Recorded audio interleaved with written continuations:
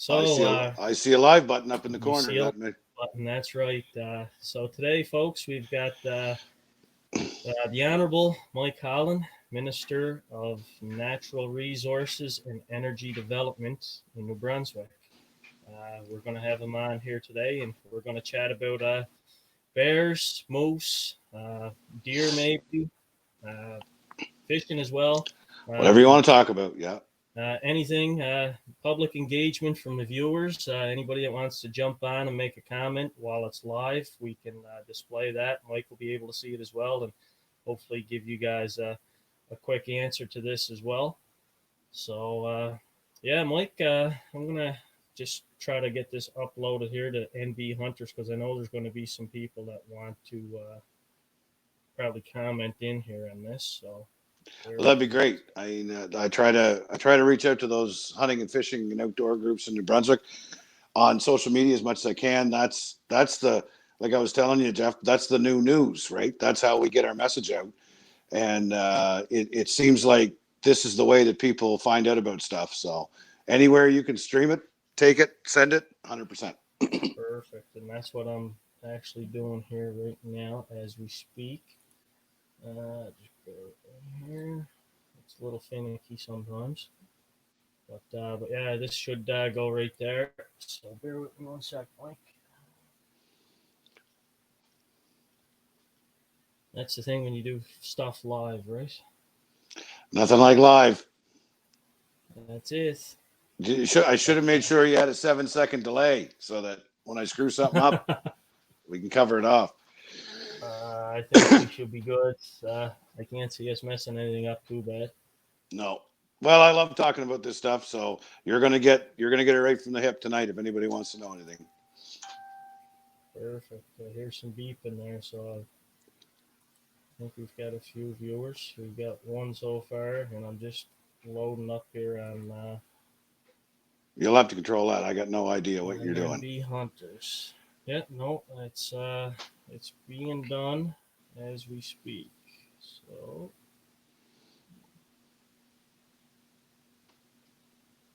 NB Hunter should have it live up there now. Okay, right on. So so right now, I just want to jump on there. So yeah, so from what I gather right now, Mike, is it's live on NB Hunters. So unless one of their admins kick us off there, we should be good. So Sounds good. so Mike, the moose population in New Brunswick, how's that holding up in comparison to like I know BC, Alberta, Manitoba, even here in Cape Breton? It's low. It's taking hits, same as Newfoundland. Just curious to how things are up in New Brunswick. Well, strong as of 2018. Now, mind you, of course, it's spread throughout the geography of the province. There's a lot healthier populations in the northern part of the province, but we've got an estimated population, cow, calf, and bull, of north of 75,000. Now, from what I understand, that's a little less than half of what they got in Newfoundland. So it's a strong population. It's a healthy population. I do have some concerns over the moose ticks. I've been working with my biologists and talking to them about how we got to be ahead of the curve on that. I mean, I've seen some pretty devastating results of those moose ticks on calves. So we've got a healthy population. We've got a strong population. But that being the case, I think we face a challenge with those ticks. I don't know about other provinces or jurisdictions, but that's the biggest challenge that we have there right now. So other than that, though, I'm pretty excited about where our moose population is and the quality of them up in the northern zones of the province of New Brunswick. There's some beasts up there that would rival trophy moose that you'd head far away to get. So it's pretty good population. Well, that's good to hear in comparison to the other provinces. I know they've had some hurdles along the way Yeah. and such. So far this year, even with the COVID-19, things look promising for the fall. I'm assuming. Currently, as the situation is at hand, obviously. Well, I think that a couple of things are working in our favor. The conditions in New Brunswick right now with COVID-19 are what I would consider to be favorable as far as a pandemic could be favorable. Right now, we've only got 40 active cases in the province. We've got 70 some cases that have healed. We only have 7 people in the hospital, and we haven't had any deaths yet. So I think that for what people smarter than me have put measures in place that are keeping it contained, and we're seeing that's looking positive. The other thing that's quite positive is the attitude of my department, and also the attitude of a lot of my caucus members and other members of the legislature. I don't know if we've ever had quite a dynamic mix of people with outdoors experience that have been legislators in the past. We've made some record moves for conservation, hunting, and fishing. And the attitude is we want to see our hunting heritage and our outdoor lifestyle be something that's something that we can celebrate. So we are looking forward to the fall. The virus itself determines a whole lot of stuff. Like in the event that the controls we have don't continue to work and something runs rampant, well, that's going to have some constrictions on what we can do. But as we see a runway there now towards the fall, we have no plans on changing our draw dates for doe draws or moose hunts or anything to that effect. We're rolling ahead with the assumption that if we continue on this track, we're going to be good to go. That's great news. I'm sure a lot of people that are going to see this podcast and that are currently on are enjoying that news thus far. Yeah, well, you know what? You can't.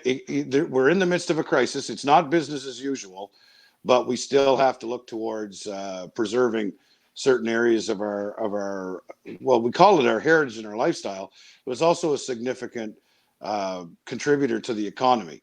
So the virus controls what we do, absolutely, no questions asked.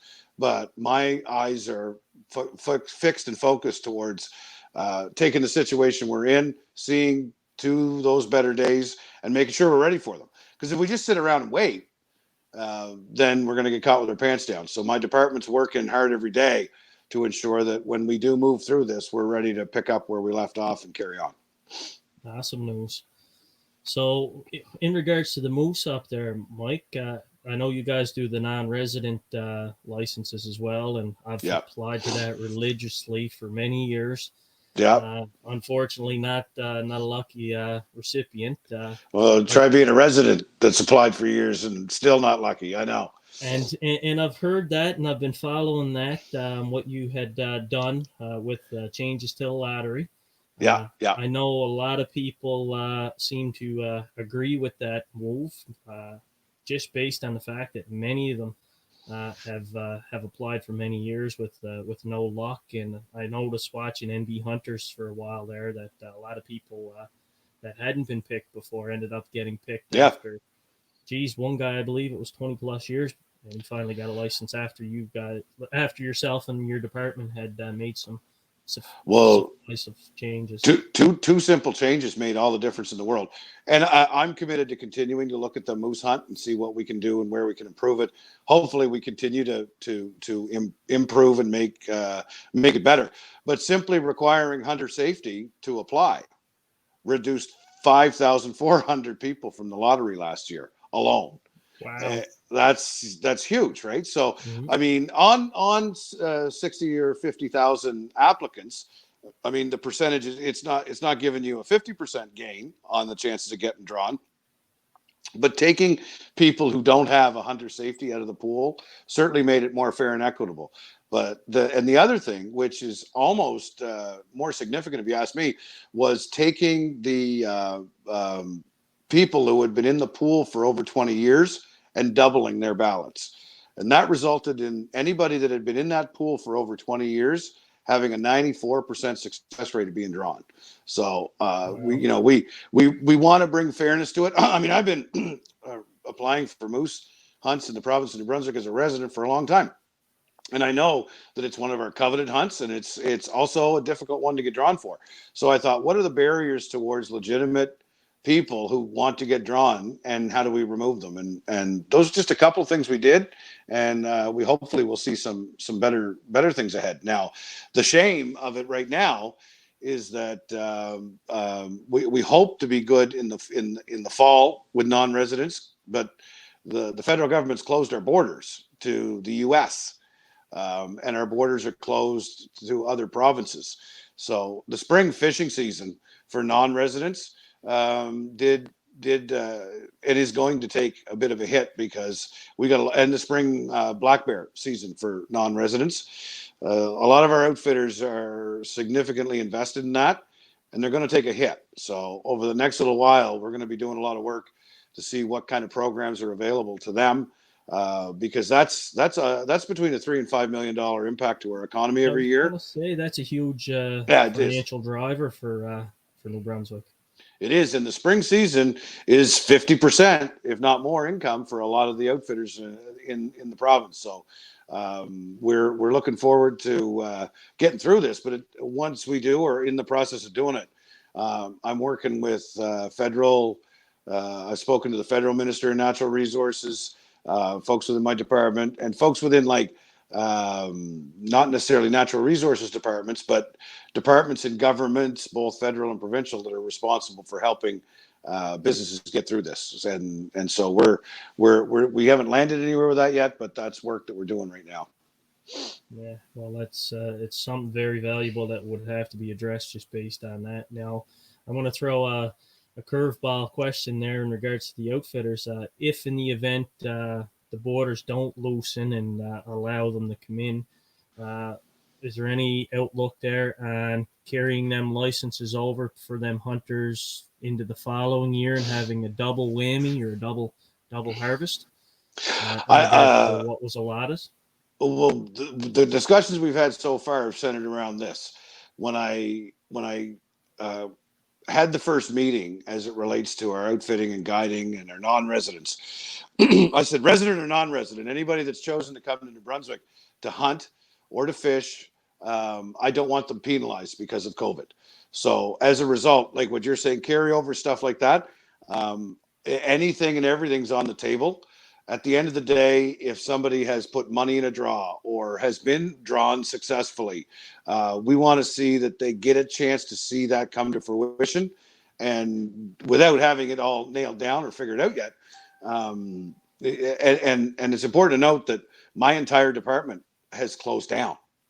When I speak about working with my department, it's all from remote locations, from people working from their home offices. So although government usually runs at a pretty slow pace, it's even slower. It's even slower right now. But anything is on the table for those conversations, and it's as much for the outfitters as it is for the non-residents. For me, I've got a special place for the outfitters, and I want to see them. I want to see them take their rightful place as an economic driver in New Brunswick. So anything we can do to ensure that their clients aren't penalized or suffer, like I said, we're discussing any and all of options that are available to them. A lot of proactive steps being followed through with, which is good for the outfitters, Mike, and it's good for the people that invested into a spring hunt in New Brunswick. So I'm sure the outfitters are going to love any news that comes forward that would help them move forward with their businesses. Well, and I'll tell you one thing that's about it, and that's one of the things that I've tried to change a little bit, is that instead of coming up with ideas and then telling people that are affected, we've been bringing them to the table to help us figure out what to do. And that's been a major thing. Like I've worked with government for a lot of years, and I've tried to reach out with hunting and fishing groups. It's always been frustrating because you're the last person to hear what's going on. And so I said that had to change when I came in and took the role, that we're going to come up with these solutions with the experts who can best help us figure out what they are, instead of keeping them in the dark and then firing out some press release and only then realizing that we missed the mark. So I'm pretty committed to not fooling around with that and making sure that they're at the table. And I've been in conversations with New Brunswick Professional Outfitters and Guides Association, the New Brunswick Outfitters Association, guides themselves, outfitters themselves. I've said that if you want to know something, we're available. And I think that's going to be a difference maker when we go forward. And actually, after we get out of this racket, having that accessibility to the minister's office, I don't think it's good. I don't think it's a great idea. I think it's imperative. So, you know what, Mike, and you hit the nail on the head, because and I'm not trying to put down any other politicians in any other jurisdictions or provinces, obviously, but your public engagement as a minister, just on social media, is unheard of in this day and age. It you know what? It kind of mind blows the average Joe Hunter or Jane Hunter, for that matter, just based on the fact that, wow, we have somebody here that is an avid outdoorsman prior to being elected, to getting in there. You know firsthand many of the complaints that have been put forward by I've been making them for years. Yeah. and you see where I'm coming from with this, and for you to like be on social media, whether it be NB hunters or NB anglers, and directly deal and create that one-on-one, or hey, if you have a concern, here's the contact in my office, I will deal with you directly. Like, that is totally unheard of, because most times people send off an email or a letter, Yeah. and it takes months, if not years, to gain a response. And what you're doing is just blazing the way for future politicians that Absolutely. at least build off of your stepping stone there with engagement with the Absolutely. public. Well, trust me, my communications department has nightmares sometimes because typically, I mean, here's the scoop. I mean, I've been around politicians. I worked for them for a lot of years. And unfortunately, they don't engage or can't engage because of a couple things. They're learning the subject matter as they go along. And the other thing is they have to be liked. Mm-hmm. And I don't suffer from needing to be liked, and I've been studying the subject matter for all of my life, so I don't need talking points. I don't need a script. I don't need it. I'm very actively engaged and involved in the steps that we take, and I'm gonna blow it at times and screw stuff up, but it's not something that's being fed to me. I walked in to give my department a very clear direction, so the buck stops with me. If there's something that's done well, hopefully I had a hand in doing it. If something's done poorly, well, I had a hand in doing that too. And I think that if anything, it's a call to politicians to know your stuff. And if you know your stuff, you can stand on your stuff. And I think that's been important, really important over the last couple of weeks, particularly with some of the stuff we've done with delaying our fishing season, our recreational fishing season in New Brunswick. I don't think we could have done that if I wasn't willing to sit and directly talk to people affected by it. I'm affected by it. I've been dry casting in my friggin' street for the last 3 weeks. Nobody wants to get on the water more than me. And I think that we've got a plan to do it. And if I had just sent out a press release and then tucked back into my office, shame on me, and not be there to explain exactly what was going on every step of the way. And by doing that, I think that there's a lot of people like me not happy that I can't be on the water tomorrow on opening day, but understand that there's a path to actually get there in a relatively short period of time. So yeah, if any politicians that are watching, study your notes, know them inside out, and be willing to stand on what it is that you represent. This is not a joke to me, or it's not even a job to me. It's something I've wanted for a long time. And you know what? I couldn't have said it better myself, to be quite honest, Mike, just based on what you said, because you've gained the respect of a whole lot in the outdoor community with the work that you've put forward. I don't know if you can see it there, but I know the viewers can. I've uploaded your bio there. I was going to say, who's that fool up there with the suit? Yeah, it's. I figured it would have been camouflage suit if they had let you wear it. Right? Yeah. I guess not. Many people before you've, I guess, taken the role of minister, that know you previously from the Dragon's Den. Yeah. Yeah. Founder of the Resourceful Redneck, which I know, Mike, you've helped many organizations with prizes for banquets and so forth when in your time with the business. And only up until tonight, I never knew that you were an assistant with cabinet ministers. So that's something new to me, right? It's a learning point. It's a big deal to have the I guess the public engagement. And not, I've heard you speak before at some public engagements, and you have to see what you've done there, and you grab people's attention right off the hop, and it's pretty good, because when you speak outdoors, people listen, and that's what most provinces need for political figures to represent the guy that's low on the food chain, to get the voices heard and get it to the floor and get it voted on and move things forward. Jeff, I don't know if you remember a couple of years ago, but I spoke at the Nova Scotia Federation of Anglers and Hunters annual meeting.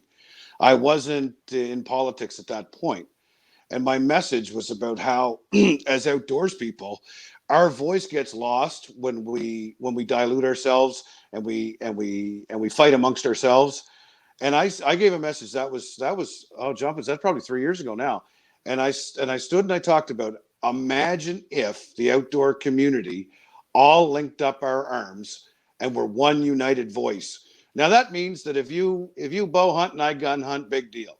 If you fly fish and I bait fish, big deal.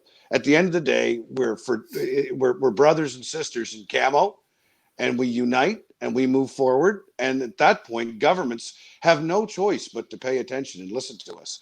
And I never realized how true that message was until I took the job, and I said, you know what? I immediately went to work to organize all of the groups that I was a part of. I said, now's your chance. Don't fight. Disagree, I get it, but let's show a united front that's looking to make the woods and the water better. And I'll charge the gates of hell with a water gun, convinced I can put out the flame. But give me that solidarity, and we can do something with it. And that's what we're seeing happening in New Brunswick there now. And you know what, Mike? That was the first time I've heard you speak, was at that Federation's AGM. When you spoke there on behalf of your business. It's a lot of people listened. I know since then, last year, I believe we had you up again speaking there. So it's great work, because, hey, people are listening. People are seeing the progress that New Brunswick is. Geez, they're blazing the way when it comes to this. And you're at the helm of it, Mike, and congratulations for the work well done on that. I know a lot of people would say the same. I know a lot of people as well here are chiming in on the turkeys and that. But I want to touch on that's a subject I can talk at length about too. Yeah, that's we'll touch briefly here on the bears in New Brunswick. I guess the herd is pretty much sustainable to the point there where you've got a lot of nuisance complaints, farmers, etc. Yes, yeah, we've got. The total overall population is estimated to be hovering at about 20,000 bears. A phenomenal group, a group of wildlife. They're healthy. They're in good shape. I whenever I can. Last year I didn't get a big chance to. No, I think I got a bear last. I can't remember. Two years ago I got a bear in the fall. That's the last time I got one. But we got a great population. There are nuisance situations, but I mean, we're doing the best we can with that by having 2 seasons, spring and summer, 2 tags per hunter. Of course, our spring bear outfitters was a big part of that. So it's going to be important that if we lose that season to our non-residents, that we pick up the slack, and folks that thought maybe I'd like to try bear hunting, let's get out and do it. Outfitters in New Brunswick will probably be looking to residents now, because if the non-residents aren't able to come in, a lot of us, bear hunting. Before I come on here, I just spent 2 hours making bear bait. The room I'm in right now smells like popcorn, pork fat, bacon grease, and Kool-Aid, right? So it's a lot of work, and there's a lot of people that aren't interested in doing that. So look to your local outfitters and maybe get on the stand. A lot of people want to hunt bears, but they don't know how to get the bait set up. How often do you bait them? My God, that's a lot of work. Stuff like that, right? And so I'd suggest that we look to our outfitter networks to get some help. This is a great year to do it. In addition to that, reach out to more seasoned hunters. I know that there's a lot of folks to be willing to share their knowledge, maybe even share their stand, right? But bear hunting is an amazing pursuit. And I'm at the point now where I got particular bears that I look for and I want. So I get to watch a lot of bears. when I'm in stand and that I know I'm not going to take. And I'll tell you what, that's better than a night of Netflix sitting in the bear stand watching what comes in and goes. And in New Brunswick, yeah, population's healthy, and I'm a strong proponent of as many new bear hunters as we can getting into the sport. The meat's phenomenal; it's fabulous. It's an awesome hunt, and I want to see more people get involved because we got a good population. We can sustain it. So let's go. That's great news to hear on that note. Uh, yeah, so To the I've COVID seen. first before we can do that. What was that, Mike? You cut out. October 1st. What's that? October 1st. You said. Sorry, October 1st for what? For the opening season of the bear harvest. It's in Jeff. I just do a brain blank there, but yeah, I think it opens up. It opens up right there, right at the same time as all other sports open up at that point, Gotcha. and it goes right until about middle November. Honestly, Perfect. I don't hunt bear in the fall a whole lot because the legislature's in session, so that keeps me tied up.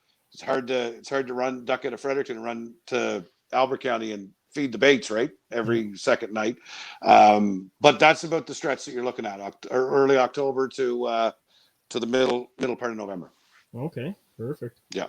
Well, that's not bad. So yeah, I know there's a lot of people that prefer the spring bear over the fall bear, obviously, and I've heard many a tales on reasons for that, whether or not they're right or wrong.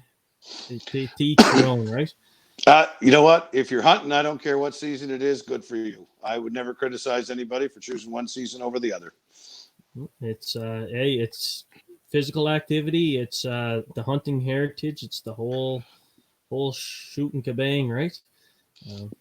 Well, it's a great break. When with the work I do, it's just nonstop, constant. So the one thing that you get in a bear stand is a lot of quiet, and for me, just to have that noise stop, it's paradise. That's whether I see bears, whether I shoot bears, whether I go home with just a half a ham sandwich in my bag. It doesn't matter to me. I've been out there and I enjoy it. It's worth it. Yeah. You're right. It's very peaceful, and I know you've got 2 or 3 children. I'm sure you had them out at an early age as well, doing the same as what you're doing now. Yeah, my daughter, she's 19, and she's the one that when I drag something home, she's right up to the elbows with me. And I butcher everything myself, bone it out, and she's getting pretty good with a knife too. So she can if not keep up with me, pretty soon she'll be passing me. So yeah, and then the middle guy, and then the oldest son, they've all had their chance to be with me in the outdoors for sure. And you know what? That's where the memories are made, Mike. Whether it's hunting, Yep. whether it's fishing, hey, it's where memories are made with the children. So absolutely. Right now, I know we've got a lot of comments here, and a lot of people are asking plans for the turkey hunt, Mike. I saw Miss was it Gary or Greg Geddes and Brad Ingersoll, and I saw Bob Kimball too. I like to say hi to everybody that has a chance to put up a question or a comment. But the plans for the turkey hunt, for Brad's comment there. Yeah. Well, this is I've seen challenges face us twice when we've tried to put turkey hunts together. I've been working for about a decade now with particularly and closely with Terry Smith. I started out by joining the NWTF, the National Wild Turkey Federation. And we had a chapter in St. John, and then we started a chapter in Moncton, and then through a variety of different reasons, the NWTF left Canada. And Terry Smith and I, for any of your viewers that know Terry, he is probably the best ambassador to the outdoors that the Atlantic Canadian region could have ever created. He's a hero of mine, a good friend of mine. And so when the NWTF left, he called me and I was talking to him, and I said, we were both district directors for the NWTF at that time, which is kind of like being an organizer. And we had a long call one night, and I said, I'm not done. Are you? And Terry said, no, I'm not done. Well, let's do this. We were going to start the Atlantic Canadian Wild Turkey Federation. And before we knew it, we were in the midst of having 12 banquets, and we were spreading all over the country. And we said, "Holy cow, this got big, got fast." So Terry and I have been at this for over. He's been at it for longer than me, but I've been at this for over a decade, and I've been advocating for a wild turkey hunt in the province of New Brunswick for a long time. They are coming in to New Brunswick from Maine. There's a number of counties that have a fairly decent population. Estimates are in the thousands. Nobody's gone around and said 1, 2, 3, 4 turkeys or whatever, but the estimates are that we've got a large population. There are some areas where they feel like that population is as a result of trapping and transferring in years gone by. Maybe it was, but at the end of the day, there's a 25-year history of birds, regardless of how they got there, in that particular area. And when Maine started in '84 with their managed draw hunt, I think they had about 800 birds, and we've far exceeded that level, and we're going to step into it with a draw hunt as well, which was ready to go this fall. Back in 2014, I was working for politicians and worked hard to get a hunt announced at that point. And I don't know if any of your viewers remember that, but the then Premier at the time, David Alward, announced a spring hunt for the spring of 2015. Well, a month later, he lost the election. So that kind of put the kibosh on that. And so lo and behold, 4 years later, I get the job, and I said, come hell or high water, we're going to finish that work that we started. So we were set to and ready to roll out a turkey hunt for the spring of May of 2020. But COVID hit. And we didn't stop the hunt because of COVID per se, but I hadn't prepared the draw yet. And it's not the same as just like some people said, well, why don't you use the moose draw or the deer draw? No, it's not the same draw. We had to create it from an IT basis. Well, the IT department in government's gone home. They're basically shut down. I mean, if I can't log into my computer, I can call them, but to contract them to do jobs like that, they're just not doing it. It's deemed non-essential, and I hadn't got it done yet.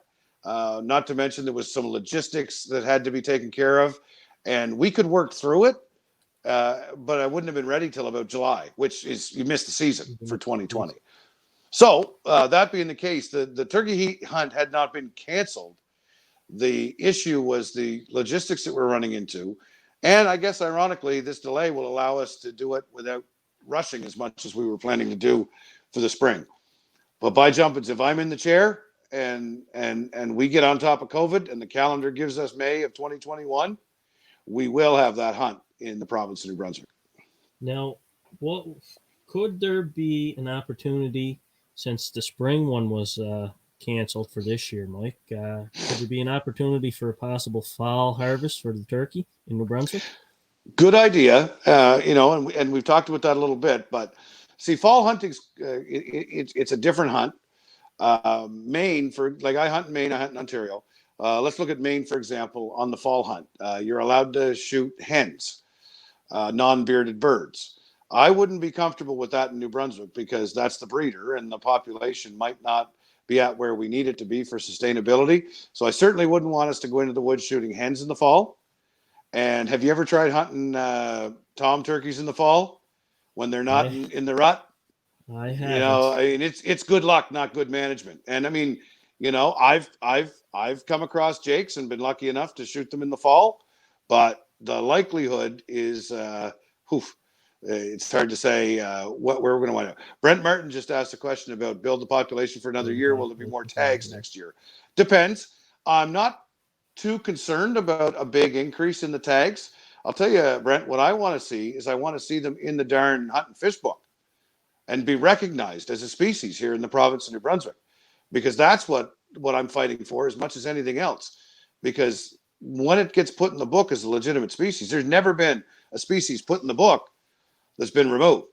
And that's what I want to see happen, is that for so long, and I mean, I'll tell you this, and I don't think I'm telling tales out of school, but I was ticked off at the Department of Natural Resources for years because I felt like that they weren't placing the importance or the value on this species in the province of New Brunswick. They talked about whether it was indigenous or not. I don't care. White-tailed deer weren't indigenous in New Brunswick, 1,000 years ago.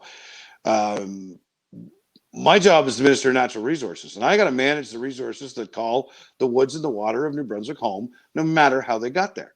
The other thing was they said, oh, they're all just raised and released.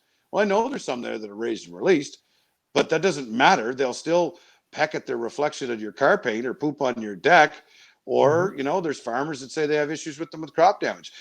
The Canadian Wild Turkey Federation, the government of New Brunswick, the landowners, it's incumbent upon us to collaborate and come together to make sure that we manage this species. And we'll watch the population, Brent. We'll see where it goes, and we'll look at the tag numbers then. We went with 400 tags. We'll see where it goes. At the same time, I think that if we do 400, and we continue with that number and we get it on the books and we start working towards working with our stakeholder groups to make it a sustainable opportunity for hunters in New Brunswick, and it's working on solving the problems where right now farmers just call for nuisance tags and assassinate them. I understand where the farmer's coming from, but what if we turn that into an opportunity where a farmer had the opportunity to use had guides that were, we could maybe make money off of this thing. What's wrong with that, eh? So, hey, there's You, Bam. Hey, you, I you, was sitting with Bam when he shot his first turkey. It was better than any show I've ever seen on Wild TV. That's awesome, brother. It's good to see you on here. You remember that hunt? That was absolutely as good as any turkey I've ever shot. Was sitting right over his shoulder, just like I was a cameraman for a TV show. That was awesome. Good to see you, brother. that's something. I've been offered a hunt there with Greg Balsh up in Ontario there. Yeah, Greg's Yeah. great. Yeah. And it's just things haven't aligned up lately, so I'm hoping it'll work out. Now I know with the 400 tags you mentioned, Mike, the West Nile study that the CWTF has listed. Are you going to collaborate with them on sending out the packages with the licenses? Yes. And then hope that everything comes back, or are you going to try to make it mandatory so that it helps with their scientific research moving It forward? was the yes was to the collaboration with the CWTF, um, uh, and we've had actually in my boardroom in Fredericton, we've had the CWTF leadership in that boardroom, and we've had the NWTF leadership on the phone calling in. So we've got a cross-border collaboration with not only the CWTF but the NWTF. I mean, they saw me and Terry head to the woods and start the CWTF for nothing, and they've reached back across the border and said, we're here to help you with the resources, the science, and all that. So, respectfully speaking, the NWTF and CWTF have more scientific background and data than the biologists that I have right now in DNR, and we recognize that. And although my staff is phenomenal and well equipped, we also recognize when subject matter experts can give us advice that's worth listening to. So whatever they want to talk about, whatever direction they want to go in, we're very, very, very willing to listen and take direction on that. No, that's great news. Because every bit of research we can gain on something with a species helps us educate ourselves better and shows the world that the hunters in that are the actual conservationists, right? Not What's Leopold Aldo Leopold says, without conservation there'd be no hunters, but without hunters there'd be no conservation. That's true. I see Brad here has asked Yep. another question for us, Mike. Yep. When there is a season, will there be birds released? Brad, that's a great question. And that's a question that's been worked through boardrooms at DNR and with the Department of Agriculture for the last 10 or 15 years. In fact, one of the barriers to us getting going with a hunt in New Brunswick was, there was a lot of concerns from the agriculture community that if we start trapping and transferring birds, they had concerns about crop damage. Now we could go into a whole show about the science behind that, and I have an opinion that turkeys certainly will contribute to that, but they're not the major issue. The coons and the skunks and the deer and the bears, there's a lot more devastating crop damagers than wild turkeys. But the agriculture community had big concerns over that. And this is where we turned the corner in 2014. I met with the Agriculture Alliance of New Brunswick back then, and we sat down and had a very heart level conversation where I said, There's really more that unites us as farmers and hunters than divides us. You've got some issues and their concerns. We are saying the same thing. If we do nothing, the population will only increase and extrapolate the problem. So we came to terms with the Agriculture Alliance that we would manage the populations that we have. Um, I'm not scared of trapping and transferring birds. I've seen it done in other jurisdictions, the entire lower 48 states of the U.S., as well as other areas, jurisdictions all across the country here. But I certainly have a huge and significant respect for our agriculture community, and also a population of birds that he's managing now. So when we start the season, the trapping and transferring is something that we're not looking at this particular moment. Managing the existing and going from there is what we're looking at. So. And Mike, I know we talked about crop damage in that, and I don't know, I'm not familiar or educated enough on how it is in New Brunswick, but other jurisdictions across Canada that have insurance for crop damage, whether it be Yeah. done by bears, deer, etc. I guess that would fall in under that aspect, I guess, just based on the factors of, hey, it's an animal that has come in, it caused us damage, we've lost revenue based on that. But I'm sure there could be offsets per se, just based on the amount of revenue that is brought in. If New Brunswick Sure. went down Yeah. that road for hunts, opening it up to say residents of PEI, Nova Scotia, all that down the road. Now I'm looking way in the future, obviously, but there's always one way there that you could work with another department or Yep. farmers or what have you. So it's there's always an effect. Every, how do they say it? Every effect has a repercussion. Yeah, And absolutely. it's one of them situations there that safeguards.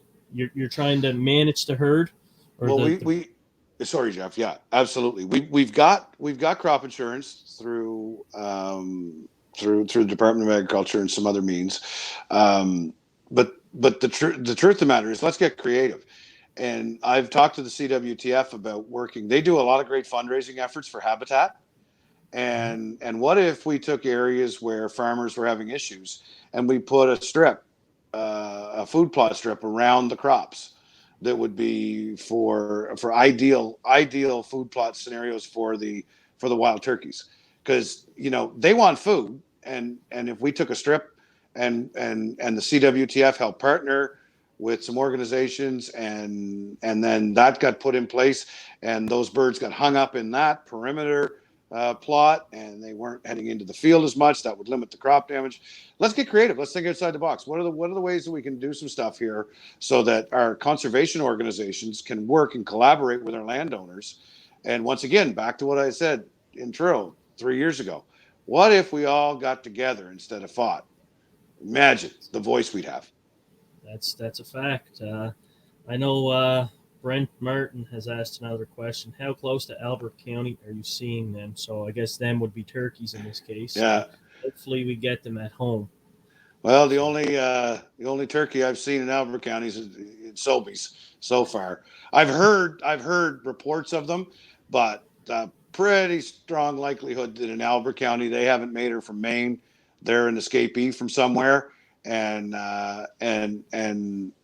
they're pretty low on the food chain. And if they're raised and released, they wind up being pretty good coyote bait pretty quick.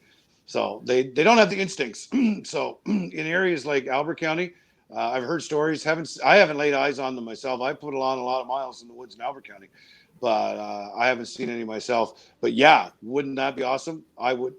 It would be a dream come true for me to be able to jump in the truck and go within 20 minutes of where I live and hunt them, considering the miles and the money I've put into hunting them over the years. Friggin' right. I'd like that too. That would be it'd be nice to see them where I'm at, Mike. But Yeah. we've got them in certain areas. But again, Nova Scotia has 10 pockets, according to an access to information request I did. Oh yeah. But again, it's nothing near what you guys have in New Brunswick, and it's it's yet to be determined whether or not they were wild turkeys or released turkeys, obviously, and that was based on this, like I said, a foy pop that I had done in Nova Scotia there a couple of years back. Well, But Jeff, if you get a chance to speak to your minister, I would happily have discussions about what we've got, how we're dealing with it, and potential for him for what he's got to see down the road. Because you're a snapshot of where we were in the past, and when you see them and they're there, you're going to have to deal with them. They're a hardy sucker. They can survive. So I if you ever have interactions with your provincial department, you tell them that there's a fella up the road that would sit and have a chat with them anytime. believe it or not, Mike, we have mentioned that, and we've got the support of the First Nations, the Mi'kmaq here in Nova Yeah, Scotia, yeah, and I'm sure you heard that directly from yeah. I Terry as did. well. Yeah, I did. That's good. Chief Rod is willing to, like I said, help in any way. Our hurdle is, like I said, trying to get a sit down with the minister and have a minister that actually listens. And I'm not trying to beat up on our minister here in Nova Scotia, but it's difficult. Hopefully, some of them, like I said, will learn from what goes on in New Brunswick, obviously, and move Well, things forward. And I see here, just looking at the CWTF website, there is 7 chapters, I believe, in New Brunswick for CWTF. yeah. I gotta say that I lost track of a lot of the development because one of the things when I became a minister of the crown, I swear an oath and I can have no outside interests beyond what I do as a minister. So it broke my heart, but I had to walk away from any roles and duties that I had with the CWTF. I was very involved in chapter development in the early stages, and New Brunswick was, I mean, in the country of Canada, and very rarely can we say New Brunswick leads in the country of Canada, but we got out of that gate good. We had some strong chapters, some good people, and as the discussion around actually getting out to hunt birds becomes a reality, and people start to see it as not just a pipe dream, but a potential reality in the near future. Yeah, the chapter network's growing quite well here in the province. Yeah, and it has. I don't know if you can see it there. I've brought it up on the podcast here, just for people to Yeah, I see. did. Yeah, 7 there, which I think, geez, that leads the way second to Ontario, I believe, yeah. from that things. It's huge on that note, but it's beneficial. You guys are leading the way. I know Newfoundland recently as well is opened a discussion there. Barry over there has approached government and that to discuss that as well. But there's a lot of programs in that coming up for turkeys, and with you guys moving forward in New Brunswick with that, and it's sad to see it postponed or canceled, however we want to look at it, or delayed until 2021. It just like one viewer had said there, it just gives it more time for higher Yeah, population and yeah, maybe down the road more tags, right? yeah, yeah. Well, you can rest assured, I didn't spend the last 10 or 12 years getting to this point to throw up my hands and say, "Oh well." It's like, and I said, there's of course all kinds of variables. We have to get control of this pandemic going through the country and the world. But if I'm still sitting in the chair as the Minister of Natural Resources next spring, you can bet your bottom dollar that that's happening. And if I'm not in the chair, I'll hound whoever is to death to make sure it happens. So, And I have no doubt you will. I'm going to put up another question here from Larry. there's Larry. Do you see the government officially canceling non-resident spring bear, or are we just going to have to wait and see? Well, that's a great question, Larry. I appreciate it. Good to hear from you. Actually, I've been at Larry's outfit up in Miramichi. Great guy. Now he's just entering retirement, so I'm hoping to get up there again and get a chance to sit and see him a lot more. Well, here's the thing.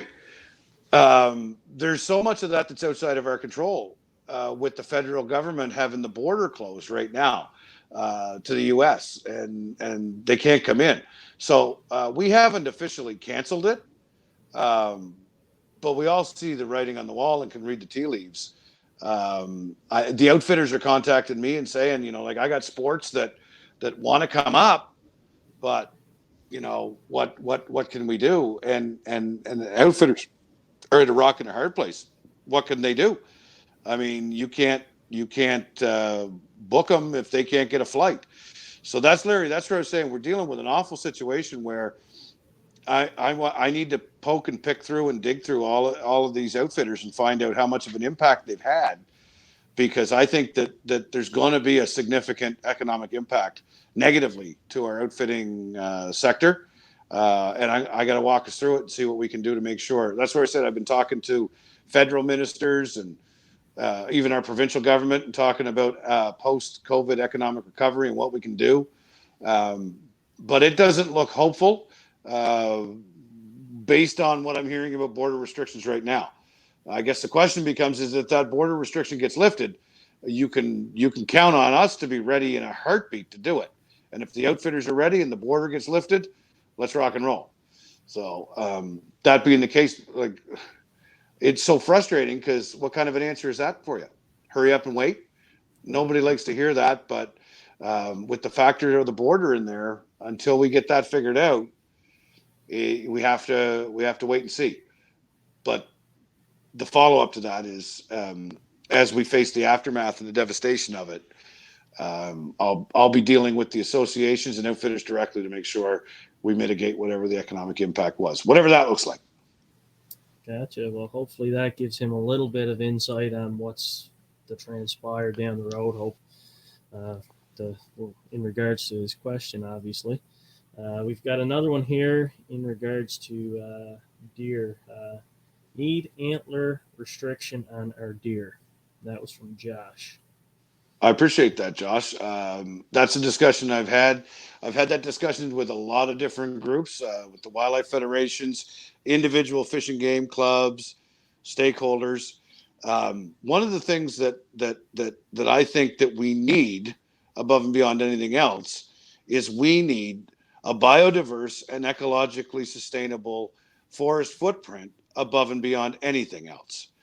And if we can work to ensure that we create the right habitat and in a connected way throughout the entire footprint of the province, we will see some significant impact and increase. The antler restrictions, tremendous. But I'll tell you what, my focus is, I've had that conversation, and a lot of people aren't aware of the fact that last fall I announced that I was doubling the protected natural and conserved areas in the province of New Brunswick. That's adding 540,000 hectares of protected area. It's never been done before. It was the most unheard of historic conservation announcement in the history of the province of New Brunswick. To give you a little context, that's like adding the equivalent of 19 additional Fundy national parks in conservation in New Brunswick. When we're done, we'll have a conserved footprint in New Brunswick the size of Prince Edward Island. Now, the key to that is to ensure that we do it the right way. How do you do it the right way? I've invited and had for the very first time, when we're working with First Nations, with conservation groups, we're working with groups that have a vested interest in that sustainable forest, private woodlot owners, education pieces. We're trying to have all the stakeholders come to the table, because forestry was managed exclusively with my department and industry up until now. We've opened the door to make sure that folks with a broad range of interests are sitting at that table. And we're going to take, over the course of this year, COVID being a factor, but I had until the end of this year to identify and implement that connected habitat increase of 540,000 hectares. That is a lot of food in the fridge for not just deer, for all wildlife. And that's the key. You've got to have the food in the fridge. And so if we do that, now, mind you, growing a forest is like, you can grow a garden in 3 months. It takes you 30 years to grow a forest. So the work I'm starting today, we won't see the full result of it for a number of years down the road.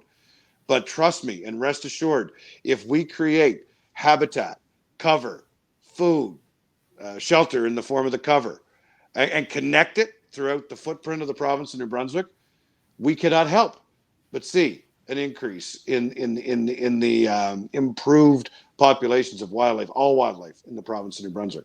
That being the case, let's start looking at antler restrictions. Let's start looking at a variety of different things. But to be honest with you, my focus is on conservation through the creation of doubling the conserved area in the province of New Brunswick. And then we'll talk about anything after that. I only need about 25 more years to get done what I want done. That's a few more terms, Mike. Yeah. Hey, Larry, you take care. Larry's a great guy, good friend of mine, and from my hometown of Miramichi. So, oh, nice. Yeah, So, and I know him through outfitting, not his former profession as a police officer. So I just want to be clear. That's good to know. So I'm going to throw a question here at you, Mike. It's a little bit off topic, but I'm sure you may have an answer. Josh just replied to that great response. But what's your take on spraying? Josh, let's talk all night about spraying. I feel like spraying is a conversation that has to take place in light of the entire footprint of the province of New Brunswick. When I took the job, one of the things that bothered me was the devastation of Crown land through plantations and through spraying. But one of the things I realized pretty quickly is that we have forestry all throughout the province of New Brunswick, and when I found out that 13% of Crown land is in plantation, I said, hold on. We have got to look at this in the light of the bigger picture. And I think that we've got a lot of groups that are discussing spraying without looking at it in light of the entire picture. Now, if I'm managing the Crown land footprint, and out of the 3 million hectares of the Crown land, we've got 3 million hectares of Crown land, and 2.58 million of it is not in plantation. Well, then where else are we looking at? Industrial freehold land, private land. Let's have a look at it. Me, honestly, and this is Mike, and I'm being transparent here, and I'll probably get crap for it. I don't have an issue with spraying as it relates to health, as long as it's used according to the guidelines. Myself, there's a lot of people, we look at it from the perspective of habitat, not health for me. It's not about health for me. The EPA lists spray. You start to see adverse effects on health at 8.2 kilograms per hectare. We spray at 0.8 to 1.7 kilograms per hectare once every 30 years. Now, the problem is that somebody drives by a piece of ground and sees that it's sprayed and cut, and they say, look at that, the Crown land's being destroyed. Well, guess what? It's not all Crown land. So you want to talk about spraying, you want to talk about forestry, we have to look at it in the holistic picture. Now, from our footprint in New Brunswick, we have more young hardwood than we did in the 80s. We have a 65-30% split on the forest makeup, hardwood to softwood. It's the same as it's been since the 50s. Now, we just have to be careful that we make sure that we manage that properly and that we ensure that we add in the conservation, we protect the areas that matter, and at the same time, I think that spraying can be used as a tool to contain industry to a small footprint, and then we take the other 87% of Crown and we use it for our purposes for conservation. I know that there's a lot of misinformation out there, and my perspective on it is, what are we doing for habitat? And I'd entertain this to be a conversation. We can do a whole hour-long conversation on, well, no, a lot more than that. But I know that with what we've got for a footprint right now, we've got incredible bones to work with. And I encourage people to look at the New Zealand model, the New Zealand Forestry Accord, that combines industry and conservation all living under the same roof. There's intensive forestry and massive conservation. It works. Like the thing is that for so long, I mean, like we've had ministers, or I'll tell you why people are mad in New Brunswick about spraying. Because of the government that I worked for in 2014.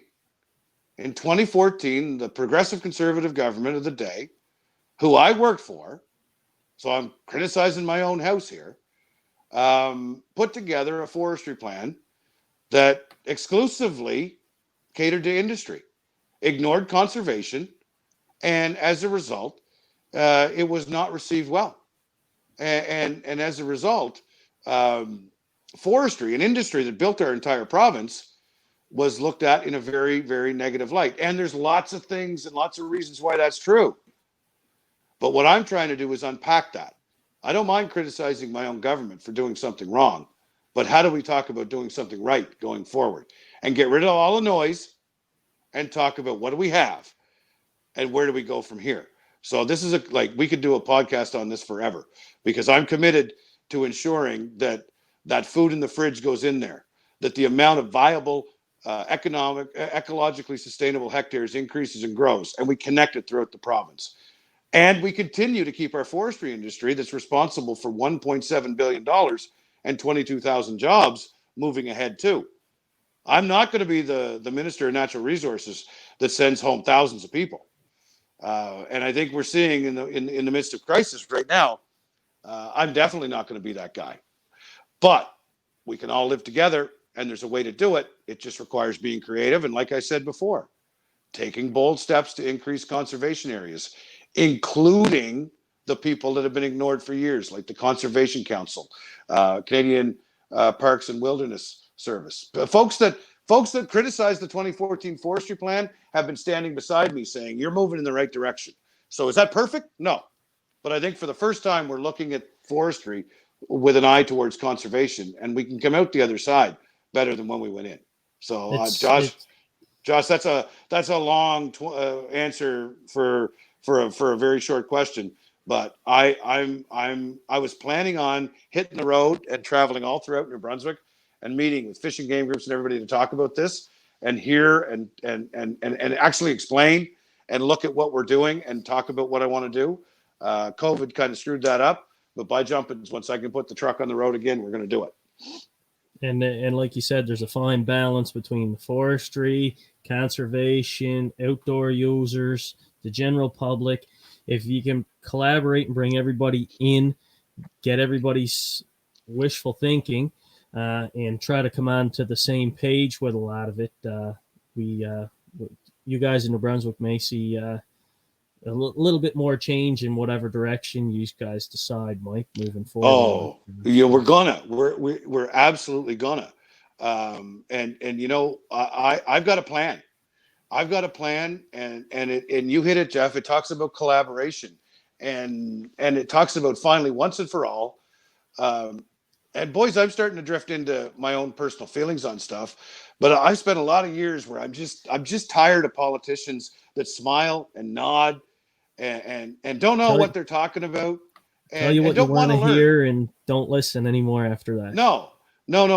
I walked into this job with a lot of knowledge and a lot of experience, but since then, I have literally read thousands and thousands of pages because I can't learn enough about this. Because someday I'm going to be judged by how I handle the job, and by geez, I don't want that to be a statue that pigeons crap on. I want it to be something that means something.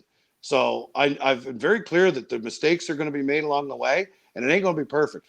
But I appreciate what you just said, Josh, there. I am passionate about this, and I'll give my dying breath to make sure that the woods and the water in New Brunswick know that we were there for the time that we're here. Well, that's a very well put answer there on that for him, Mike. Getting close to a sermon almost, isn't it? Yeah. I know we said we keep it at 1 hour, and I'm probably going to keep you a few minutes longer, Mike, if that's all right. I got another call I got to make at 8:30. So, there's the phone ringing now. I'll be quick on this one. Hey, guess what, everybody? I just hung up on the Minister of Public Safety. So if he ever complains about that, just tell him that I was busy with my buddies. Yeah, well, there you go. So I'll try to keep this one short and sweet. Recently here in Nova Scotia, we've had the species at risk recovery meetings and that within the province from Yarmouth to Cape Breton. To be specific, we've discussed one item in general, and it was mainland moose, Mike. Yeah. And I'm going to put this to you and see here. You don't have to commit to anything, but I would be interested because I raised this with them at the meeting, and I said, why don't we reach out to Minister Holland in New Brunswick And we have mainland moose here in Nova Scotia, Yeah. which are an endangered species, and we have what's called a sex corridor, Yep. linking New Brunswick Yep. and The Nova isthmus there. Scotia. Yeah. Yeah. I said, so why? I said, if the New Brunswick population isn't hurting, I said, why don't we collaboratively reach out to New Brunswick and see if we could bring in the moose, or ask New Brunswick for some of their moose to see if we can sustain what we have now. Because currently in Nova Scotia, the mainland moose, the numbers, Mike, they don't have accurate numbers on exactly how many they have. They have guesstimates. So we raised a question there, and like I know I had talked to them because, as you know, I got my claim to fame, as most people say, or over the call in the park when I was Yeah. outspoken about that. And we were talking then about transporting animals from the park to zones outside of the park. At that time, we, myself and Ian Avery, with who was the president Yeah. of the I know federation, Ian. Yeah. uh, had brainstormed many different ideas, and we've had veterinarian colleges on board. We had a college locally there where we could house people. We had fencing companies on side because we were going to need a pen to pen them. Uh, and then from there, we'd need cattle trucks to transport, yada, yada, yada. So I still have all the framework on what was originally planned back in 2015, 16, 14 on that. And like I told our province here in Nova Scotia, I said, we have a lot of that framework done. And if you guys were interested in Nova Scotia, I said, why don't we ask New Brunswick, would they be interested in supplying us with some bulls and cows to bring to Nova Scotia for this? And I know funding became as a lot of things, Mike, becomes the be all end all, obviously, but we've looked, and there is some federal money and opportunity there. If the province were to roll that out on the Nova Scotia side, my question to you would be, would New Brunswick be interested in that based on the fact that it would be conservation related? And I spoke to Terry Smith with the CWTF, and Terry was interested, as president of that organization as well, to jump on board and see if they could help out with biologists or whatever in-kind service they could add to that as well. Sure.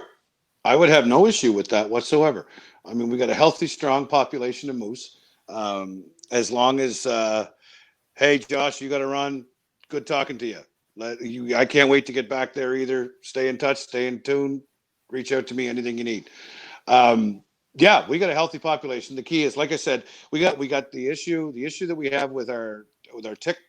That's something that we got to deal with. We got to deal with it seriously. That's my main concern with moose right now. But I think we fired 8 over in Newfoundland from Barnaby River in the Miramichi 100 or so years ago, and they look like they did all right. So yeah, like if I could reach out to another jurisdiction and use a resource we have that is in plenty and help, absolutely. Now you're gonna have to get Rankin to give me a call, because that's his bailiwick, and I know that McNeil is tied up with COVID right now, and obviously flat out with that. So I wouldn't expect anything there. But if either of those guys called my office, I would take the call in a heartbeat, and let's have that conversation and see what it looks like. I don't know. There's a lot of factors involved in that. Probably a lot of hoops to run through.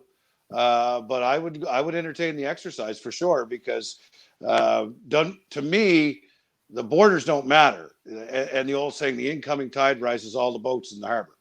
And if I can contribute to the growth of wildlife in some or other certain areas, seed it in a way that would see, a half a dozen animals turn into a sustainable population, absolutely. I've seen tracks, found a skull, and my girlfriend saw and got a picture of a moose in Wallace, Nova Wow. Scotia. Yeah, North Wallace. So, and I can't tell you the amount of times I drive there. My girlfriend lives down there, not far away from Fox Harbor, which is exciting, by the way, since they closed the Nova Scotia border. That's been a challenge.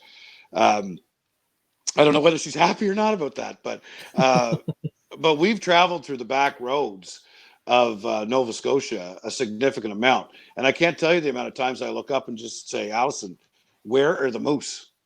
This habitat was built for moose. Habitats. Yeah. Oh, I see so much viable habitat for moose. It's not funny. So you know what? People smarter than me have to figure it out. People that run the calculator and the bank account have to figure it out. But as the Minister of Natural Resources, I'd take that phone call in a minute. Perfect. Well, that's good to know because, like I said, Mike, I know there's funds available there federally for endangered and species at risk, as well as here in Nova Scotia, our hunters and trappers contribute to the Nova Scotia Habitat Conservation Fund. Yeah. And at one point, I was a representative on that board. Yeah. And I'll tell you, there's money there that could be had there to possibly help the moose, the mainland moose in Nova Scotia. There may be a couple of amendments or OICs, ordering councils, that may have to take place just due to the interprovincial, interjurisdictional aspect. But if I can get this to Rankin and say, hey, listen, we've got the word out there to the Minister Howland in New Brunswick, he's interested. You guys just have to pull the trigger and say, hey, we're game to do this. Well, this could be big for both provinces moving forward. You know, you tell them to give me a call, that or anything, if I can help out. I know that I've reached out. You know, I know Tim. I know Tim Houston. I've reached out to Rankin. I want to see our maritime provinces become leaders in the outdoors. And, you know, I preach that gospel every time I talk to somebody. So, yeah, you tell them 377-2579. That's my cell number. You can get a hold of me anytime. If I don't answer it, text me or I'll call you right back. So what's this? Gary, thanks for sending the moose. I'm spending my son's inheritance every year to hunt them. I love it. Take it with you, Gary. Don't leave it for him. He can make his own money. Good for you. Good for you. So. But in regards to that, though, just for clarification, because I seen a text message come in on my phone while I was mentioning that. For clarification's sake, that would be for conservation purposes, not so much to hunt, because it's the build I on don't it. think. And it's just because I had one guy ask there. He said that would be a hunting opportunity, and no, it would be strictly conservation minded, based on what we're trying to do there with hunters and trappers and anglers to move things forward. Yeah. I mean, like we as conservationists, as hunters, because they're synonymous. The words mean the same thing, in my opinion. We want to see more animals born than die. I mean, look at the work that the National Wild Turkey Federation has done, taking that bird from the brink of extinction to just flourishing. The Ducks Unlimited. We all know the work that they've done. I mean, they've taken species at risk and made them plentiful. You know, QDMA. There's so many different groups throughout North America that, we hunt animals. We certainly consider that to be a part of our heritage and lifestyle. But we are incredible believers in the sustainability of those. And so anything we do, any initiative we embark upon, if populations grow to the point of sustainability and huntability, well, then that's a management practice that we look at that point. But nobody is looking to throw a moose out into the field, fatten it up, and then shoot it in the fall. No, that's not where we're coming from at all. And I think, you know, we're on the same page there. We're on the same page. One last thing, I've got a text message there from a relative in New Brunswick asking, what's your take on fishing? Do you figure it's gonna go ahead as planned or not? So. Well, we never talked about that at all, and no, I'm going to push things there because I'm going to push it a little bit into this. I should go there now, but I'm going to answer that question. we reflected a lot. I initially wanted to move forward with keeping the season open at the tomorrow on opening day. There were some complications with that. The province is moving in a real strong direction to get a hold of the COVID virus, and to open tomorrow. We're still in that. How are we doing? Did we get through Easter really good? What's the deal? So, I was asked to delay it. And a lot of people have said, well, is that just code for cancel? Absolutely not. Absolutely not. I've been in touch with the premier twice this week. We've talked about it. There's a significant amount of support from MLAs from all different parties that feel like if we follow the rules of social conduct, we should be okay.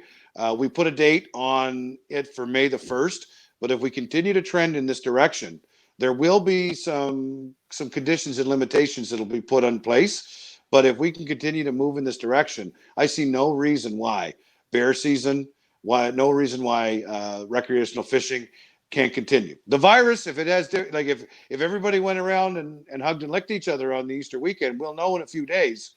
And if all of a sudden we start going from 1 case a day to 40 cases a day, or 50 cases a day, or the hospitals start filling up, I'm going to have some challenges to get it open. However, fingers crossed, if we continue trending in this direction, I feel very confident that we have a path forward to get back on the water sooner rather than later. Perfect. No, that answers that, Mike. Yep. Again, I know we're pushing it.